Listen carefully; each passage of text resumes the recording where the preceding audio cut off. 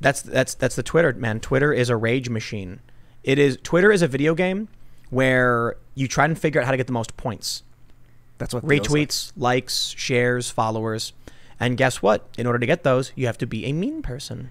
That's why Twitter started adding this thing where it's like, are you sure you want to call this person a douchebag? Oh, really? Have you seen that? Are they still having that? I don't know. Did they get rid of it? I don't know. But I never call people douchebags. So it's like, I don't know if it happens to other people. Like you'd respond to someone saying, shut your mouth, you dumb, whatever. And it would be like, are you sure you want to say this to this person? What? That's awesome. Dude, Twitter had an opportunity to get rid of these things, but Twitter is literally, it's where you go to get angry. Yeah, lately I have been so I'll retweet like a violent protest of a guy getting kicked in the gut, and then I'll do like 2 of those, and then I'll retweet like a baby smiling at the rainbow. Try to keep it balanced. I'm trying. It's like 1 out of 5 joyous things. I'm trying to keep it like some level of balance. I'll do like philosophy, but no one likes. People get angry when I try and be philosophical on Twitter. They're like, you moron. They're like, why aren't you insulting someone over something inane? Don't try and talk down to me. This is not an arbitrary and generic insult. And then they insult you because of it.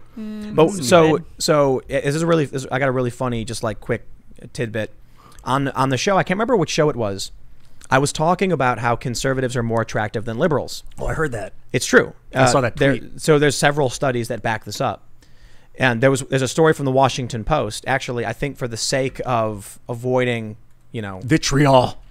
Misquoting, maybe? No, people being like, Tim's making this up. It's like, I'll just pull up the actual story. There you go. Take a look.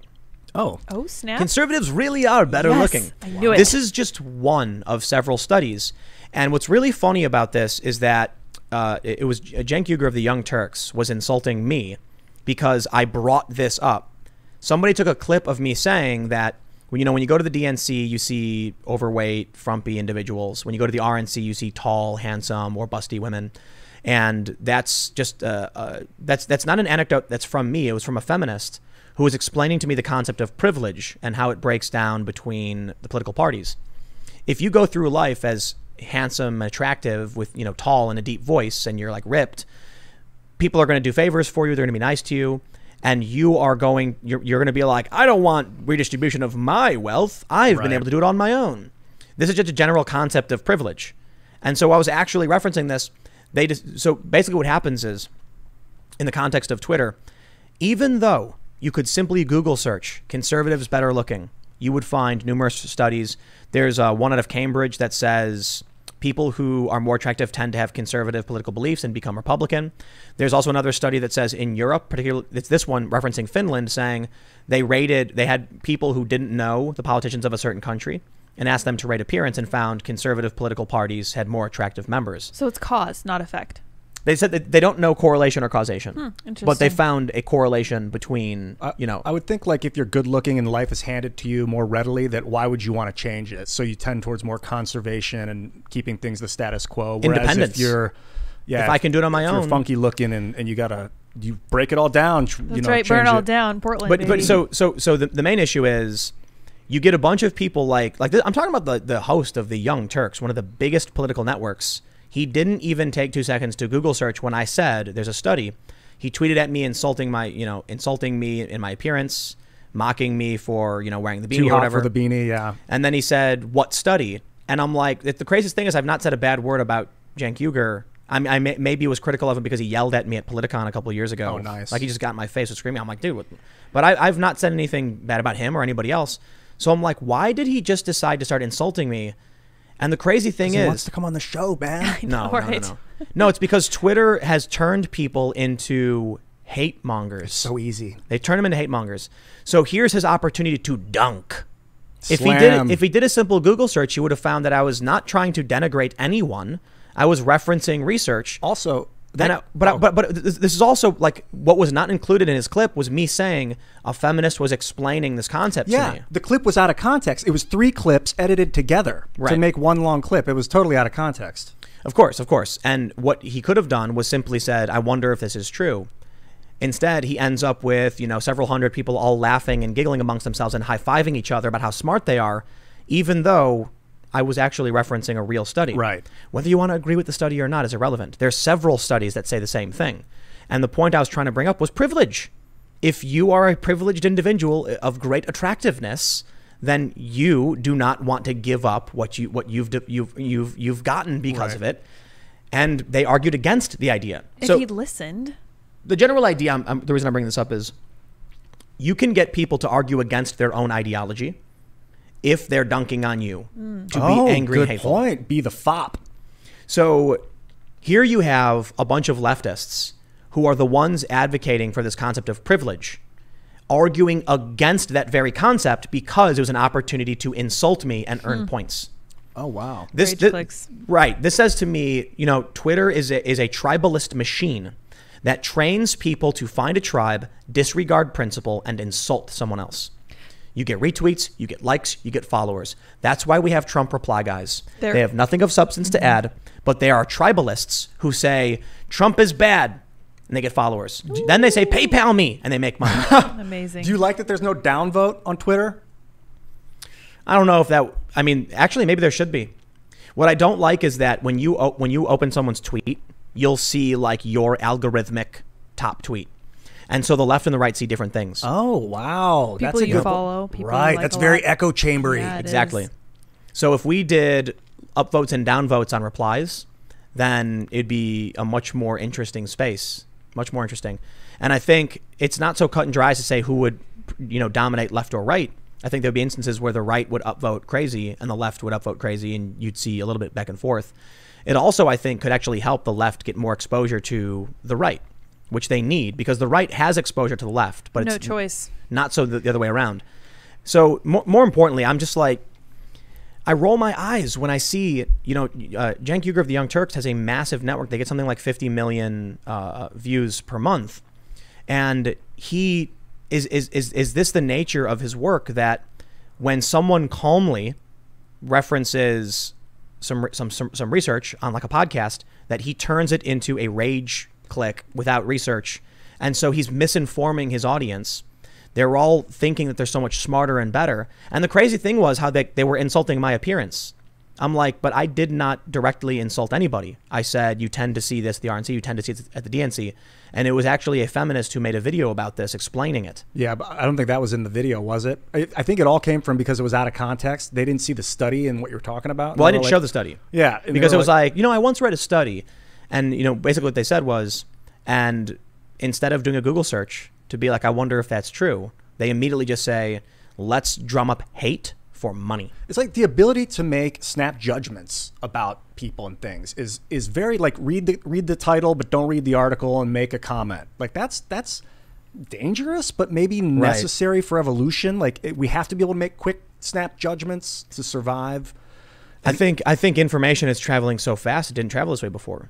You know, I think, were we talking about World War I or something, where it was like it would take weeks for the messages to come back to the U.S. for you to even know what was going on. That's crazy. Now, there was a crazy video where you had GoPro footage from a tank and from the people shooting at the tank. What? Yeah. That's amazing. Yep. Interesting story. And, awesome. And some news organization put the clips together, and they're like, for the first time, you have video footage from both sides of an active conflict. Oh, good. So this is coming in really, really quickly. And so what ends up happening is, back in the day, what did you have to read? You didn't have Twitter. You had a pamphlet that came and has 3 things to say on it. You're going to read all of it because ain't nothing else to read. Now, I got 5,000 tweets every minute. What's the firehouse on Twitter is ridiculous. So you're just like flipping through like, oh, I can only read a few things. And people are just it's information overload. So what's crazy is there's, I love how there's like this idea of the grifter. When I was talking to a friend of mine, and he was like, bro, you just make, you know, angry videos insulting Democrats because it's your business model. You know what you're doing. And I'm like, I know what I'm doing and that I have an opinion. And I was like, and you posting your complaints on social media is literally the same thing. The only difference is I do it as a job and you do it endlessly all day for posting memes, I guess. I don't know. Also, speaking on video is very different. It takes a certain level of confidence and it changes you to communicate via video. I mean, that's a powerful medium. I just mean, like, one of the things that's happening right now is that there's no way I could know everything. So of course I get things wrong all the time. I'm a dude who's giving his opinion on major news, trying to use certified sources and do my best to fact check. And there are people who are like, Tim's misinforming people. And I'm like, and so is the Young Turks, and so is Steven Crowder, and so is Six Seconds. Everybody is getting something wrong. Everybody is doing this. It's a very, very different ecosystem. Now, you can argue it's bad. Maybe it really is. I don't know what the solution is. It seems necessary, whatever it is. We're all trying to assert, like, actually, this is true because of this reason. And then someone say, no, Tim's wrong, and here's why. Yeah, it's like trying to be right is less important than trying to be honest. Yeah. Trying to win, I think. Trying to win for your tribe. That's something that makes me nervous about Trump, because he talks about winning, and it makes me, like, really nervous. I don't like it. I don't like the idea of tribes, and I don't like, or I don't care about tribes. I don't want to be in anyone's tribe. I'm gonna go build my own shack in the middle of the woods, down, with a little river and a dog. You leave me alone. I'm gonna do my thing. You do yours. Very, very, very libertarian. Just leave me alone. Is the dog in your tribe? Yes. Yeah. That's his entire tribe. He wants to be in your tribe. This is what I've talked about. I'm very left libertarian in the sense that I'm all about having a hippie farm. We have our own little farm. We have a small group of people. We share. We get along. Everything's great. Leave us alone. It doesn't work in a grand scale, left libertarianism, with the big cities. But that's what I'm. Do you leave me alone? And we're gonna share, our fruits and veggies. And we got a bunch of jalapenos that just came from the garden. It's gonna be great. So many. I shouted out all those new peppers we got. Ghost peppers, FYI, delicious for the win. Yeah, those are amazing. Those spicy though. They're they smell like green pepper, but I think they're red. They're not. I have no idea. They're hot. Spicy. Yeah, and, so spicy. And they make new peppers out of ghost peppers. So a lot of these really hot peppers are ghost pepper amalgams. What do they call it when they blend them? Hybrid. Yeah, hybrids. Yeah. I have no idea what I was talking about. But peppers now. Emotions and being a YouTuber, having the burden of trying to communicate. No, just how people, everyone thinks they're right and everyone else is wrong. And the challenge now is that even with people like me, where I produce content, I'm just one perspective. And so that's why I'm often telling people you got to watch other shows too, because otherwise I'm probably missing a big piece of the picture. I'm just one person. This is where the left comes up short, because they're telling you, Brian Stelter and this guy in that video we watched earlier, stop watching Fox News, right. Dude. Screw you. Watch every single news source so that you can form your own opinion. And I'm constantly listening to people, and I'm trying to find what little bit of truth they have to tell me, because 90% of it is their opinion, and there's a little bit of truth in there, and I'll take it and I'll use it. You know why I really want people to watch every news source? Dude, because if you have somebody who only watches Fox News and then they watch CNN, and then you have somebody who only watches CNN and then they watch Fox News, both of them are going to go, CNN is lying. Oh, good point. Yeah. CNN is notoriously bad journalism. Oh, it's yes. My favorite was when Don Lemon was talking to a panel, and he goes, a lot of people on the internet are talking about, black holes. And I know it's preposterous, but, Mary, is it preposterous? It was the missing Malaysian airplane, right? Oh, that it fell into a black hole? Yeah. And then the woman goes, even a small black hole would swallow the whole universe. It just got worse. You know what, man? What? And then I was watching Fox and Friends one morning, and they had a priest on to talk about how evolution wasn't real. Oh. Right. Yeah, Fox News. But I'll tell you what. Primetime, I think Tucker Carlson does a really, really, really good job. Yeah, he's carrying the torch, man. He really is. I'm impressed. And did you see when Jon Stewart just basically browbeat him back in the day? It was when Tucker had a great reckoning. He used to wear a bow tie. And it was Crossfire. Yeah. They had Jon Stewart on the show, and Jon Stewart made a mockery out of Tucker, and Tucker just took it. He just listened to him because he had a lot of respect for Jon, and it changed his mind, and he became a better journalist after that. Wow. Yeah, Tucker's changed a lot for the better, for sure. He had a segment, I think, last year where he was anti-pot legalization, and it felt forced. I was like, you don't really believe this? We should definitely legalize pot and get these nonviolent offenders out of jail. I'm sure. I wonder where he's at today on that.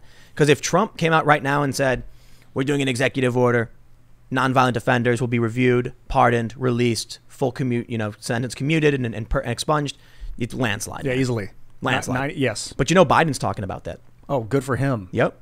Is hey, credit where credit's due. I don't think I good point. Kamala Harris, though, threw a bunch of people in jail for it. I know. And laughed about it. Yeah, but to be fair, what did Pence do? Right? Not much. It's true. And he was in a smaller state than Kamala was. I'm being facetious. Oh, what did he do? He was the governor of Indiana, right? Yeah. So the reason I bring him up is because, to be completely honest, I should be able to be actually hear things but I don't know anything about Pence. I wonder if that's why Donald Trump picked him, because he's a kind of a silent. He's Indiana or something. Yep. So he's been criticized for his stance on homosexuality and stuff like that. That's the most that I know. And I know Kamala Harris has been dragged heavily, but that it is fair to say, look, there was a post someone made about Joe Biden wanting to legalize pot and release nonviolent offenders, and he's had it for a while. And I'm like, that's a great thing. That is absolutely a good thing. Yeah. The only problem is I just don't think he's a real candidate. Like Joe Biden could come out and say everything that Trump is saying, and I'd still say, bro, you're a flashlight with dying batteries. That's a good analogy. That's Joe Rogan's. Yeah. Yeah, that was brilliant. And so I actually was thinking about it, and the way I described it was, if I had to go into a dark cave and had my choice between a flashlight with dying batteries and a torch that could burn me, I gotta take the torch, man. The torch is gonna be consistent. It's going to work. It's going to be hot. It's going to be dangerous, but I know it will keep the light going. Yeah, the light's the most important thing in that situation. And the flashlight's better tech. It's you know, you need the batteries, man. It's not going to work. What if you could have a dying flashlight or a gorilla with the headlight strapped to its forehead? I'm seeing the comparison. Yeah, I like it. I follow that gorilla. I'm He's gonna go with the path for gorilla. me. Is the gorilla my friend? Well, it's up to you. He fights for you. He's gonna like kill me. I've never been that close to a gorilla.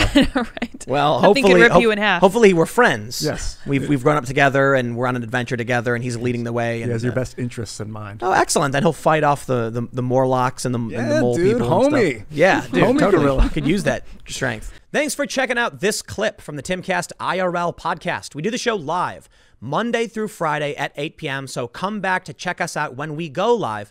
Don't forget to subscribe, hit the like button, hit the notification bell, and we are also available on all podcast platforms for free if you want to listen to us there. Thanks for hanging out, and we will see you all next time.